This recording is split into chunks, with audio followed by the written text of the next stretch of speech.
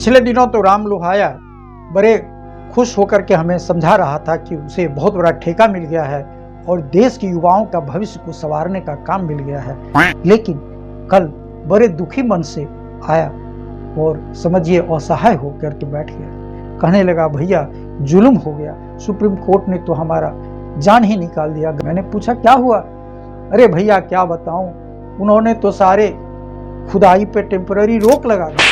उन्होंने कहा अब कोई मंदिर मस्जिद खोदने की जरूरत नहीं है, कोई सर्वे करने की जरूरत नहीं है, अब तो हम मुसीबत में फंस गए।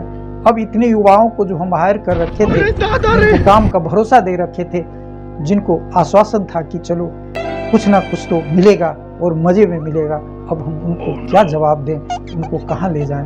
अब तो हमारे सामने बड़ी मुसीबत खड़ी हो गई। अब सरकार क्या करेगी हमारे लिए समझ में नहीं आ रहा है। मैंने कहा बेटे बड़ी तेजी दिखा रहा था ना, तुम्हें लग रहा था जो ये दुनिया हमारी ही है। ऐसा नहीं होता, समय बदलता है, सब दिन एक जैसा नहीं रहेगा।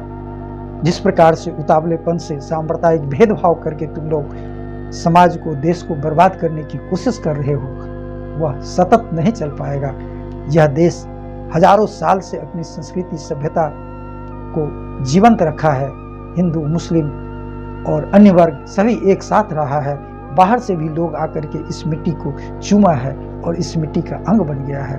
उसे तुम चंद स्वार्थ के चक्कर में बर्बाद करने पे तुले हो, तो ये कब तक चलेगा? कोई ना कोई ऐसा मसीहा आएगा जो फिर से कमान संभाल लेगा और सब कुछ नॉर्मल होगा। हाँ, कुछ दिनों के लिए तुम लोगों की चला चलती है, कुछ कर लो। ये सब सुन करके राम लोहाया बड़ा मायूस हो गया और दुखी मन से कहा अब देखते हैं आगे क्या हो।